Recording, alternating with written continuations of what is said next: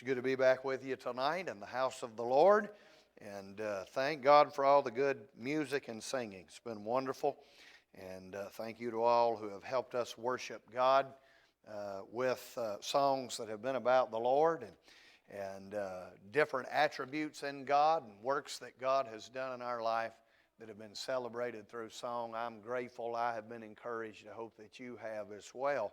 So take God's Word and open it to the book of Psalms and find Psalm chapter 61. I'll be speaking tonight from Psalm chapter number 61.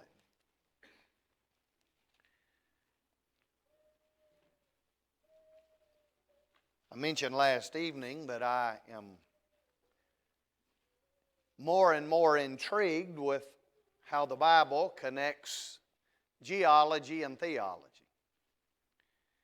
How the Bible connects the study of rocks to the study of God, and how often and repeated in the Old and the New Testament the Lord is referred to as our rock or our stone, our chief cornerstone. I can learn some things about God by studying some things about rocks, because there are certain attributes that rocks have that are similar to attributes that God has. And so I'm speaking about this matter of God as our rock, the Lord as our rock, from the book of Psalms, and particularly from some of the Psalms of David, where David is singing to and worshiping God as his rock. And so you can see the title to my sermons. I'm calling this David's Rock Songs. And most of these songs, these rock songs that David has composed in the Psalms, he has composed when he has been in the caves in the southern part of Israel, in the Judean wilderness and the mountains while he is hiding out there. He is living not just in the caves. The Bible describes those caves as the rock. David was hiding in the rock, living in the rock. And while he is living in the rock, he picks up that inspired pen and page and begins to compare those rocks and those caves among those mountains to the God whom he knows and believes. And so I said last night that when the Bible speaks to us about God as our rock, that it is teaching us some things about God's immutability, God's attribute of immutability. Rocks are very solid things. They're unchangeable and unalterable. Rocks are things you can depend on and count on because of their immutability. And so it is with the God of the Bible. He says of himself that he is God, I am the Lord, and I change not. We can depend on and put our faith in the God who is immutable. But let's read tonight in Psalm 61, and I'll be reading verse 1 through 4. I want to point out a second thing that rocks teach us about God and his attributes. Psalm 61 and verse 1, hear my cry, O God, attend unto my prayer. From the end of the earth will I cry unto thee when my heart is overwhelmed. Lead me to the rock that is higher than I, for thou hast been a shelter for me and a strong tower from the enemy. I will abide in thy tabernacle forever. I will trust in the covert of thy wings, Selah. You'll notice in verse number 2, David says that it is from the end of the earth that he is crying unto the Lord. When his heart is overwhelmed, he says to God, lead me to the rock that is higher than I. I want to point out tonight that God as our rock not only speaks to us about the immutability of God, but the image of the rock also speaks to us about the impassibility of God. So tonight I'm going to be speaking to you about God as our rock and His attribute of impassibility. Now I'm not going to ask you to raise your hands. I don't want to embarrass anybody tonight. But I wonder how many of you have heard of or know of God's attribute of impassibility. This is something that used to be preached on, taught on, and written about a lot in previous generations of the church that we hear very little about today. The impassibility of God. That word impassible or impassibility is an old English word that simply means to be without passions. When theologians speak about the impassibility of God, they are describing God and His being and attributes as being without any passions. In all of our Baptist confessions of faith, there is a statement in chapter 2 and article 1 about God and the Holy Trinity. You'll find this in the 1644 London Baptist Confession of Faith, 1677 London Baptist Confession of Faith, and the 1689 London Baptist Confession of Faith. You'll also find it in the 1742 Philadelphia, United States, Philadelphia Baptist Confession of Faith, the 1833 New Hampshire Baptist Confession of Faith, and the 1858 Southern Baptist Confession of Faith, known as the Abstract of Principles. All of them have, for chapter 2 of the confession, a statement about God and the Holy Trinity, and in article 1 of chapter 2, just in case you may doubt what I'm going to quote tonight, I have the 1833 New Hampshire Baptist Confession of Faith under my Bible. I would love for anybody that would like to read the full statement of chapter 2 and article 1 to look at it for yourself. It's a beautiful statement about God. I'm only going to quote the central passage found in all Baptist confessions of faith throughout history. And this is what it says: God is a most pure spirit, invisible, without body, without parts, and without passions. Not only is this found, this statement about God being without passions, impassible, not only is it found in every Baptist confession of faith, it is also found in every Presbyterian confession of faith, Anglican confession of faith, Episcopal confession of faith, Methodist confession of faith. It was written on extensively by all Orthodox theologians in the Middle Ages and written about often by the early church fathers, that the God of the Bible is a God who is impassible. He is without any passion. That distinguishes God from you and I, because one of the things that the Bible makes clear about us and that David is making clear about himself in Psalm 61 is that we are men of like passions. You ever remember reading that in the Bible? James told us about Elijah that he was a man, James 5:17, of like passions. Like passions. You ever wonder what that meant? Passions. That all men share the same passions in common.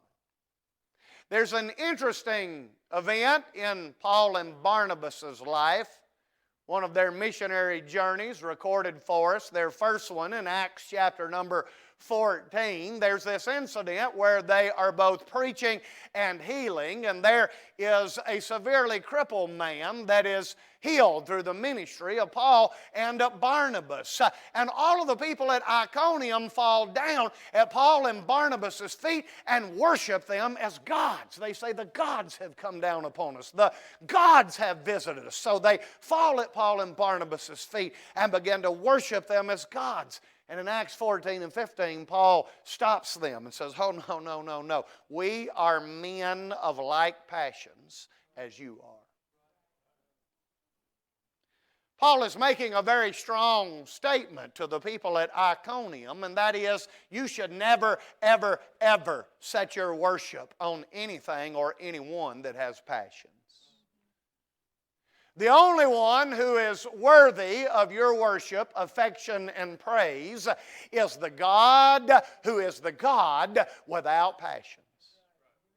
So in Psalm 61, I want to contrast David's passibility or David's passions with the impassibility of God, who is without passions, as our rock that we all need when we are struggling with our passions in times of difficulty and trial. So let me mention three things about the rock that David is describing and the impassibility of God. Number one, I want to say something tonight about the overarching truth of the impassibility of God, or our impassible rock, the overarching truth.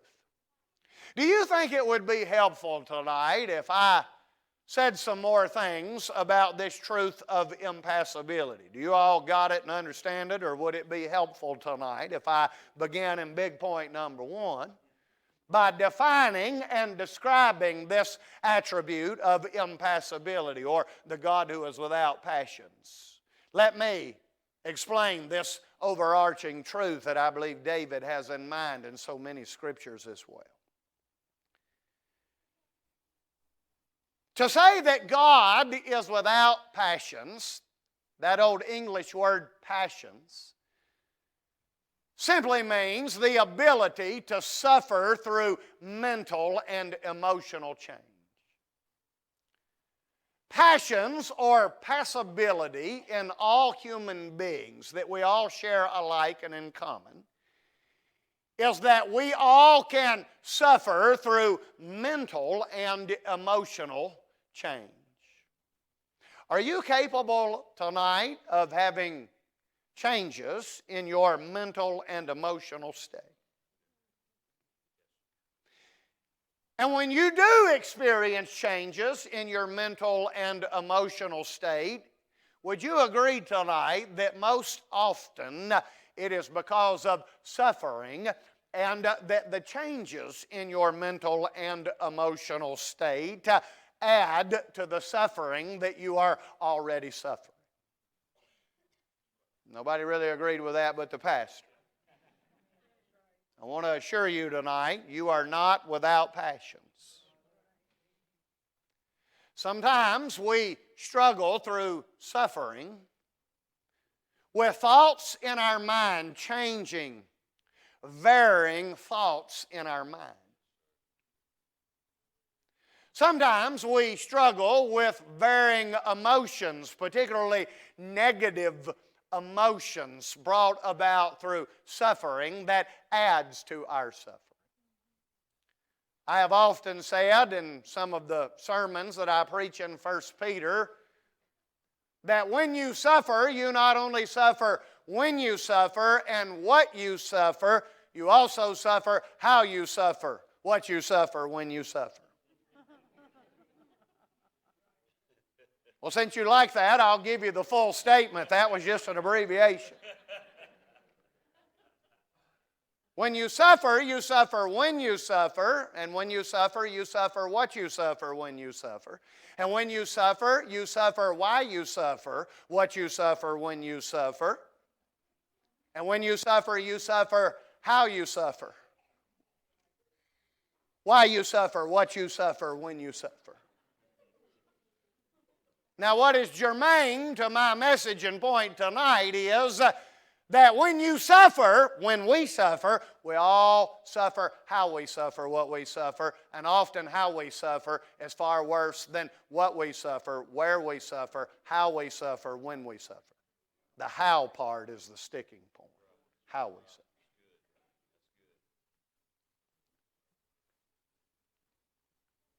Because often our mind and our emotions suffer with terrible passions. adding to the suffering that we are already going through. To say that God is without passions means that God never suffers through any mental or emotional changes. Therefore, all theologians recognize that God's attribute of impassibility is closely associated with His attribute of immutability. Since God cannot change, therefore He cannot change in any way, and therefore He cannot change in His mental or emotional state. God exists in an eternal mental and emotional state that is incapable of any changing passions. Now, let me say about the impassibility of God that it is not to say that God doesn't have a mind. Of course He does, and the Bible speaks about it. It is not to say that God does not have emotions. Of course He does. The Bible speaks of His emotions, often equating them with some of His attributes. But to say that God is without passions means that God's mind and emotions do not change, nor do they suffer any kind of suffering that goes along with mental and emotional change. The good news of that tonight is simply this: there are no mood swings in God. God is never moody. God never experiences what I have heard some women express through menopause as simply the swings.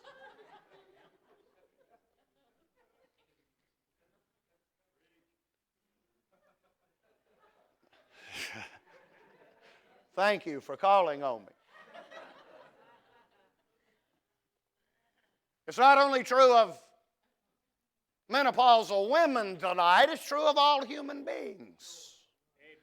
We have varying temperaments that vary from one day to the next. Different moods at different times, different days, sometimes different moods in different times of a day.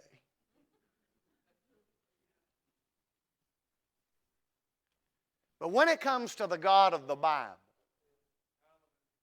He is always in the same mood.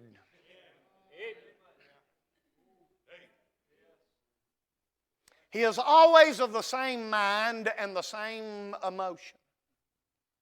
And this is what distinguishes the God of the Bible from all other gods of all other religions throughout the history of the world.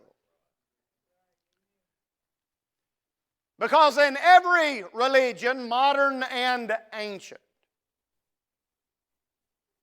that religion has believed in a God, and usually gods that were full of the same passions that we are. And that's why in the teachings and stories of all religions worldwide, throughout all times, there are tales of the gods who just cannot control themselves, who are not possessed of any attribute of temperance, gods who are very moody, gods who are very ill-tempered, gods who are easily ticked off, gods that you don't want to make mad, you don't want to get on their bad side, gods in every religion that just cannot control themselves and their lust when they see a beautiful woman on the earth. Why, in every religion there are tales of the gods. Of course, I believe it all comes out of Genesis 6. Not enough time to dive into that rabbit hole tonight.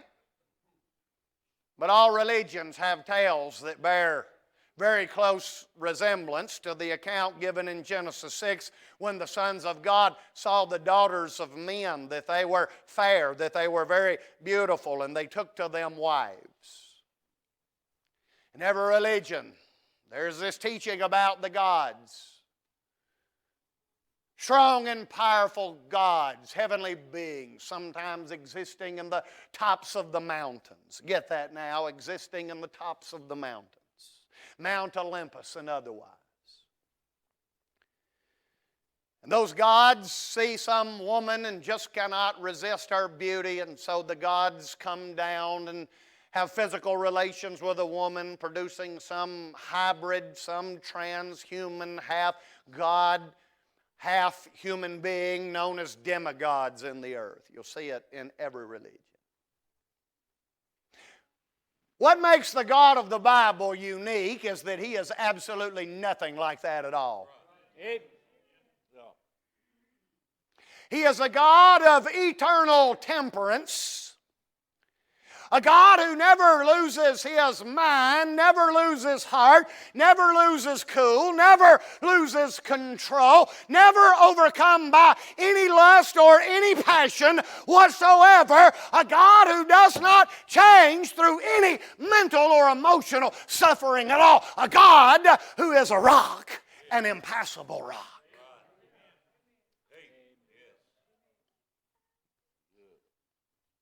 A God who is never worried.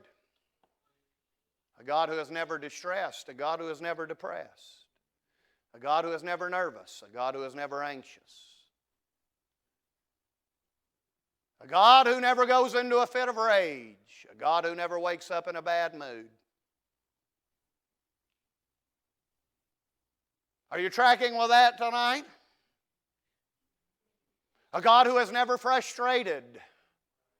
A God who is never agitated. A God who never frets. A God who is without passions. Maybe you would say tonight, but hold on. Now, I've read some places in the Bible that seem to describe Him as having passions. Have we not all read in the Bible where it says over and over in the Judges that God's anger waxed hot against the children of Israel? Have we not read repeated in the Old Testament that the people provoked God unto wrath? Have we not read over in Genesis 6, same chapter I was mentioning, that it grieved God that He had made man? I mean, it's almost like Genesis 6 is saying, that God is upset with Himself and said, what in the world have I done? I have made a terrible mistake.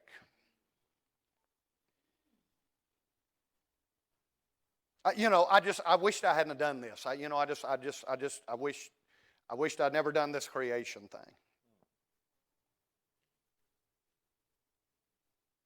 Y'all ever read that and wondered, what's that about? Or, to me, most perplexing, over there in Exodus 32, when Moses is up on the mountain and he's getting the commandments, and the children of Israel are making the golden calf, and they're dancing around naked and worshiping that calf and having a rock party.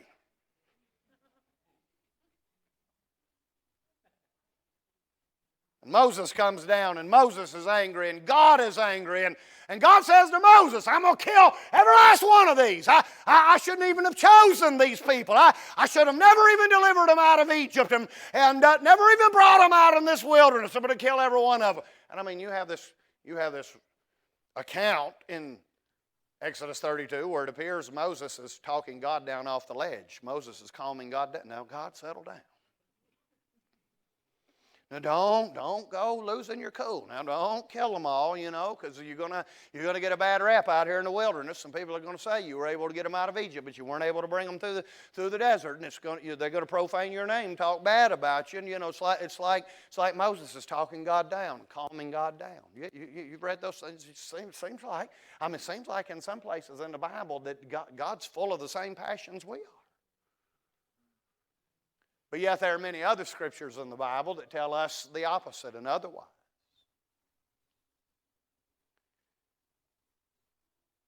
In the account of Balaam, you might remember over in the book of Numbers, in the account of Balaam, God, I don't have time to get into all that with Balaam and Balak, but now God reassures Balak through Balaam, irregardless of what Balaam wants to say or tries to say, that God is a God who is not a man, that does not have passions like a man, and is not going to change His mind or His word for anybody, anywhere, anytime.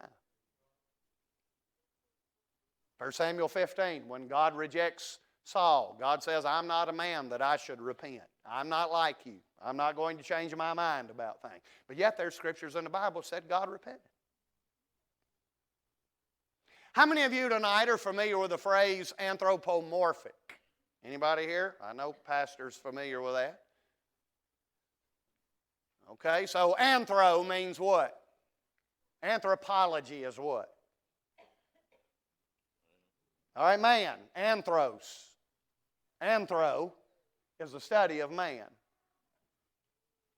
Anthropomorphism. Anthropo, man. Morphism is the Greek word for form. Sometimes in the Bible, God uses the literary device of anthropomorphism, where he describes himself as if he were a man with human body parts. The Bible talks about God's eyes, and it talks about his ears, and it talks about his arm, and it talks about his hands, and it talks about his feet. Are you tracking with that?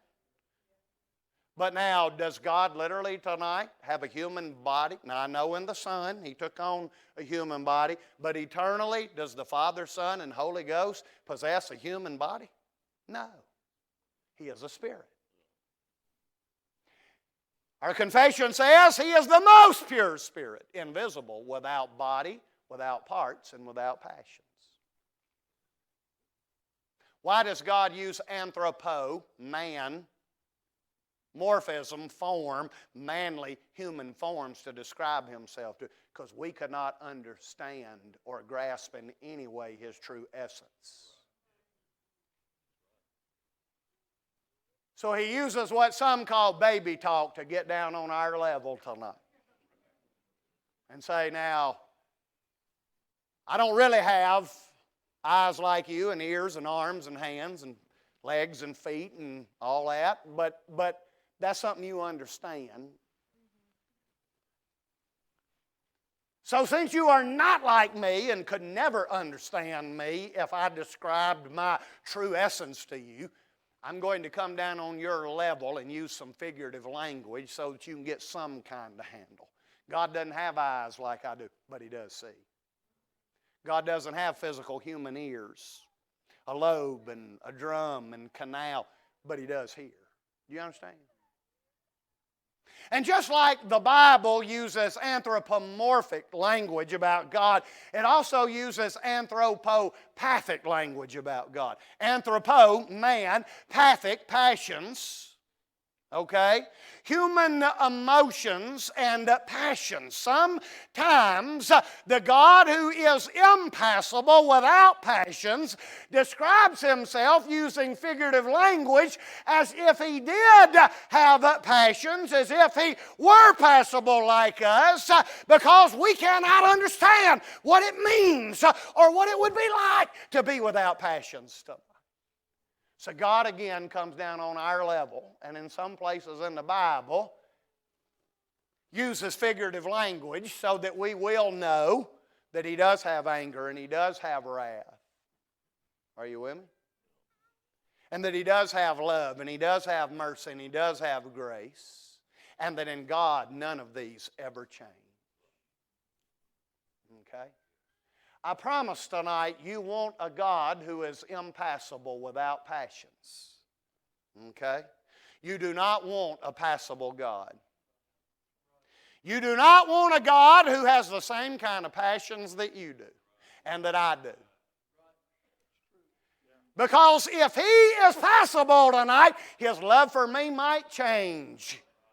His heart and affection for me might change. His grace and mercy for me might change. His patience with me might change on any given day. Are you listening tonight? The overarching truth of God being our rock is that he is impassible. Like a rock, he is without passions. He never changes mentally or emotionally.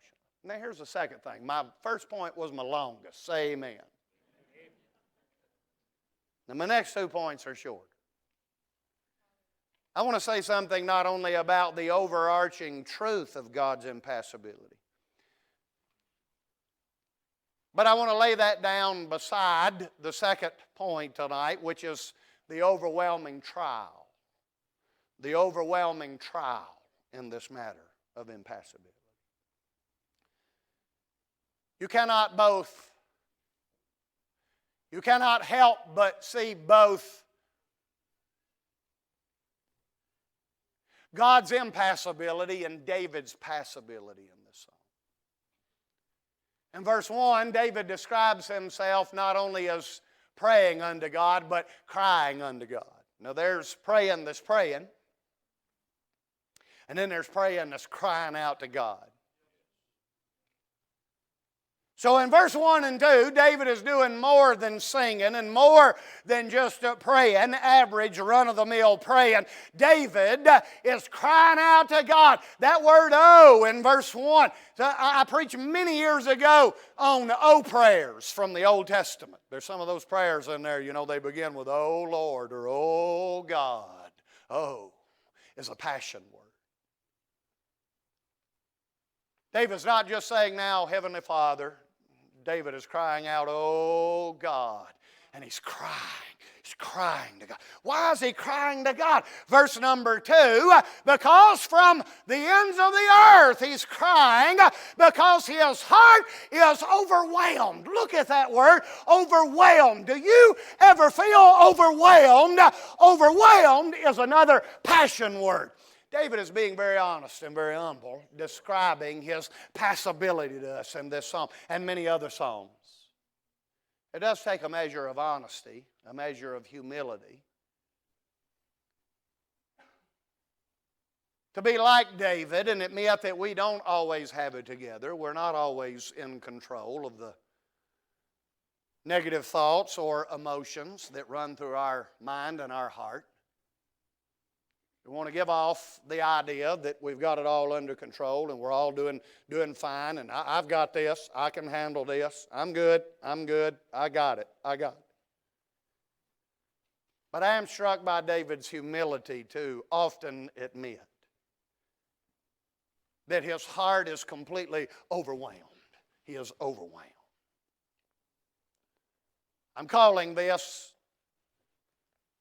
the overwhelming trial in his life. That word "overwhelmed" means to be swallowed up or to be swept up in something.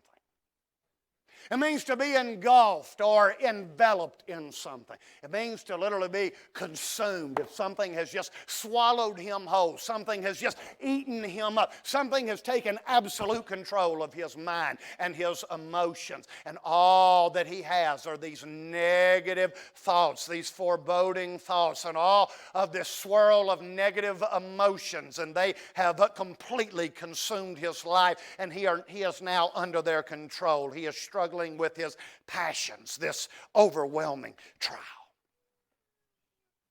And if you consult any of the commentaries on Psalm 61, they're all agreed that what has David so overwhelmed and struggling so much with his passions is that he has been betrayed by his son Absalom. And Absalom has disposed him. Absalom has removed him and replaced him as the king of Israel. And his own son, Absalom, is trying to kill him. And his best friend and trusted counselor, Ahithophel, has sided with his son, Absalom. And Absalom and Ahithophel are conspiring against David to have him put to death. And he's had to flee the throne, and he's had to flee the capital. And he's back in those familiar mountains in the southern parts of Israel. That's what he means in verse number 2, from the ends of the earth. He means down there as far in Israel as you can go, down there in the southern tip. He's back in those mountains. I suspect, Pastor, when David got out of those mountains decades before, when he got out of those caves and was finally crowned king and took up the throne and was able to build the palace, he probably thought, well, I'm glad all them cave days are behind me. Hiding in the rocks, I'm glad all that's over with. I got that done when I was a young man, and here he is, an old man. Same types of trials, different family, different friends, in many ways even closer family, even closer friends have betrayed David. Now he's on the run, and now he is at the ends of the earth. He's back in those caves. He's back hiding in those rocks, and he is as overwhelmed now as he was in the earlier years of his life when hunted and pursued by Saul. Overwhelmed. The idea, of course, is that David is deeply discouraged. The idea in being overwhelmed is that David is severely depressed. David is agitated. David is frustrated. David is hurt into the core of his very soul. David has all kinds of worried thoughts in his mind, all kinds of nervous energy swirling inside of him, all kinds of anxiety and fears. That's what it means to be passible, to be full of passions. Summarized in the statement, my heart is overwhelmed. Overwhelmed.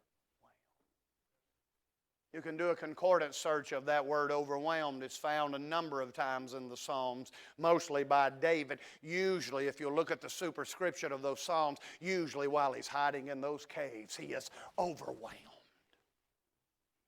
So I ask you a question before I close tonight. Do any of you ever feel overwhelmed? Do any of you ever feel like the load is just too heavy? The burden is just too much, just overwhelmed. Your mind is overwhelmed. Your emotions, your heart is overwhelmed. At times your will is just overwhelmed. You don't have to be betrayed by your child or your best friend or a spouse. At the pace of modern life, just the schedules that we all try to keep. All of the responsibilities that we try to juggle every day of our life, the lack of sleep. My mind trying to focus on this here and that there, and then there's this, and there's this burden, and then there's this problem, there's this situation. I got to be here, and then I got to be there, and I've got to do this, and I've got to get the kids here, and then I got to pick them up from over there. You know, the yards got to get mowed, and the clothes, they all got to get washed, and the food has to be cooked, and the house has to be cleaned, and the bills have to be paid, and we are overwhelmed.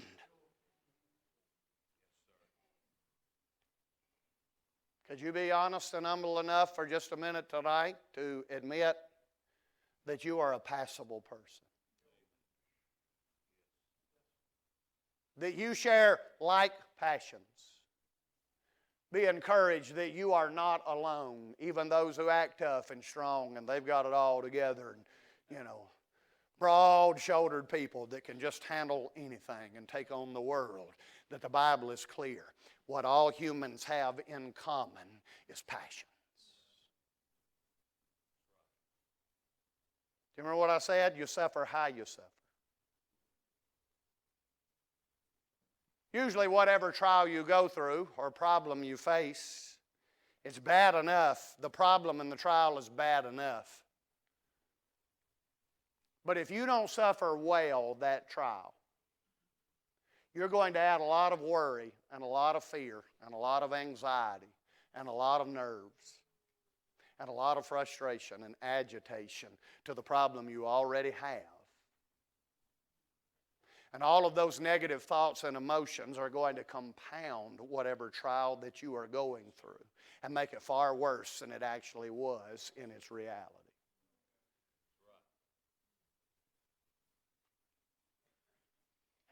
Have you not experienced that for yourself?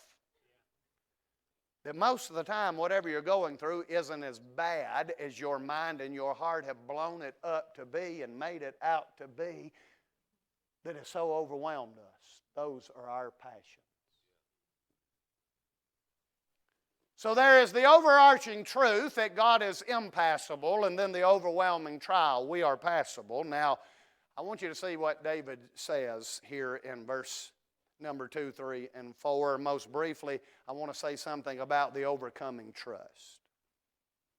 And I want you to notice in verse number 2, as David is struggling with being overwhelmed, his passibility, these passions raging inside of him, he asks God to lead him to the rock that is higher than I am. I believe David looks up in the top of those mountains, those rocks, up higher than the rock that he's in, and says, Lord, I'm so low and I'm so down, and I cannot get there on my own. And I'm crying out that you'd lead me to that impassable rock. Lead me up to yourself. Lead me into the God who is without any passions. And that's why I said in verse number 3 that the Lord has been his shelter. The Lord is his tower. These words are interchangeably used: tower, fortress, shelter. But then he adds something interesting in verse number 4. I close with this tonight. You got any time or room left for this? He says those rocks where he's living, they're not only, he not only wants to make it one rock higher, he needs to get higher in God, with God, than he currently is. And he's asking God to lead him there. Because it's in these rocks, these impassable rocks, that he finds the shelter, the tower. But then he adds in verse 4, he goes to the tabernacle. Well, that was set up in Shiloh.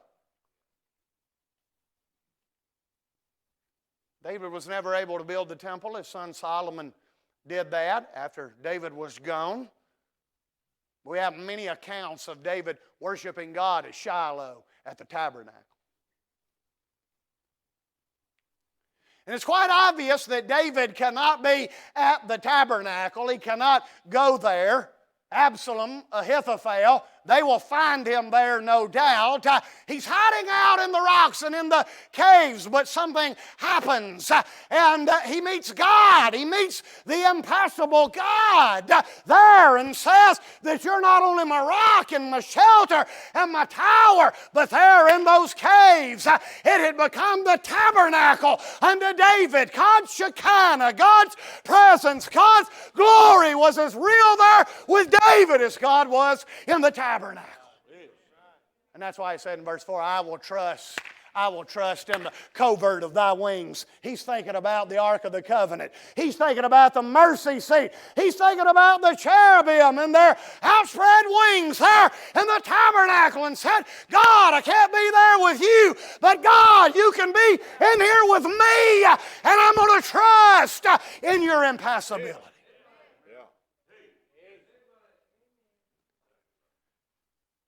When we struggle with our passions tonight, we can put our faith and trust in a God who is without passions. When I'm worried, I can trust that God is not worried. When I'm afraid, God is not afraid. If I'm depressed, He's not depressed. If I'm discouraged, He's not discouraged. If I've lost heart, He has not. If I'm frustrated and aggravated and agitated, oh no, God is the impassable rock. I have several shelves of books in my library on the subject of suffering. Suffering in the Bible, Christian suffering. And most of my books, about 3 shelves worth of books on suffering, Christian writers, most of them contain a chapter about the suffering God. No one in the history of Christianity has ever spoken about God as a suffering God until after the Holocaust. Christian folks trying to make sense and explain to Jews the trials and the suffering of their mass genocide and attempted extermination. Theologians after World War II came up with this idea of the suffering God to say to the Jews that what you suffered was horrific and horrible, but the good news is that God suffered it all with you. And everything you felt and everything you experienced and everything you went through, God went through. And God suffered everything that you suffered. It's become a common idea and thought in Christian writing, teaching. So the majority of my books on suffering all have some kind of chapter in there about the suffering God. The reason that was never known, recognized, preached, taught, or written about in church history is because it just ain't true.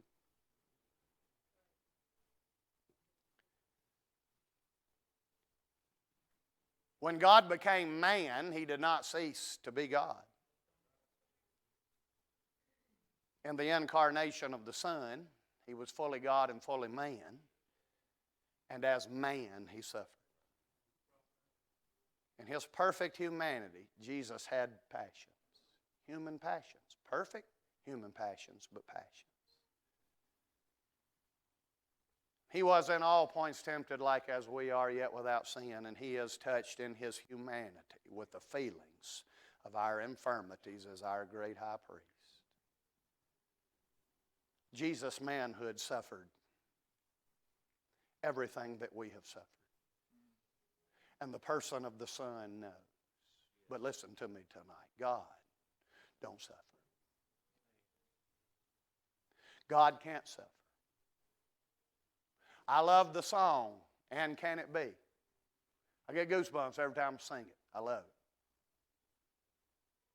But I wish Brother Charles Wesley had not put in there that thou, my God, shouldst die for me.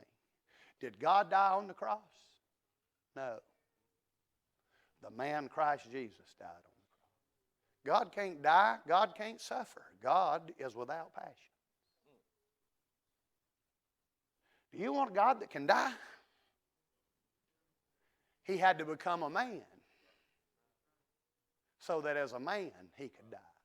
His humanity literally died. His deity did not. And I would say to any Jew or any of us here, when you, I can tell you this about me. When I'm suffering, I don't want a God that suffers like I do. I don't want a God that's as weak as I am, as wishy-washy as I am, as fragile as I am, as changeable. I don't want that.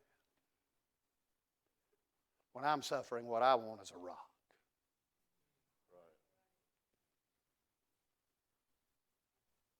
Football season starting up everywhere. And if you're on a football team and you're down by 21 in the fourth quarter, and everybody's got their head down and their helmets off, feeling sorry for themselves, moping around. Do you want a coach that's over there moping around? Going to all the players and saying, I know how you feel. I feel the same way. Y'all want to just forfeit? Let's just forfeit. I share in your feelings. I know exactly how you feel. Do you want a quarterback? You're down 21 in the fourth quarter, 3 scores, Do you want a quarterback? He's over there, his helmet's off, his head's down, And he just says, y'all can't do this and I can't either. It's just, Look, we're going to go out and take a knee. We're just going to take a knee. Does that make you feel better? Do you say, I'm so glad I got a coach and a quarterback. Knows exactly how I feel. It makes me feel a lot better. Or do you want that coach? He's got that fire in his eye. He's got that look. He's.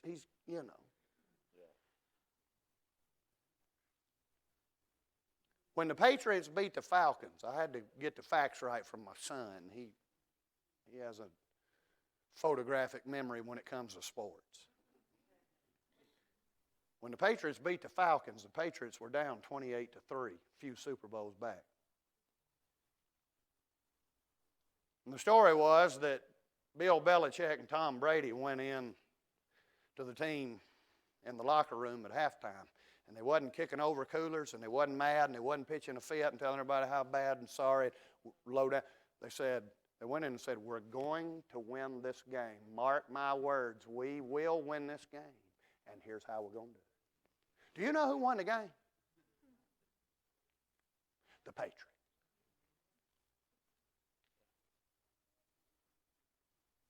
I need a God that says, I got this. Do you see this look in my metaphorical eyes? My hands are not shaking.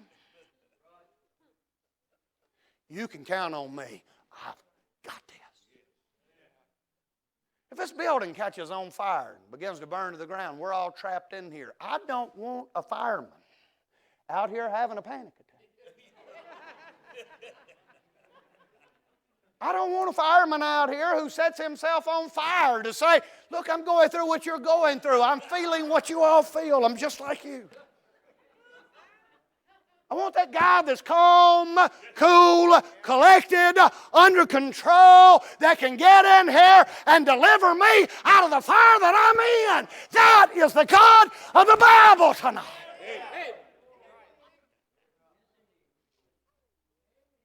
David said, I'm going to trust you.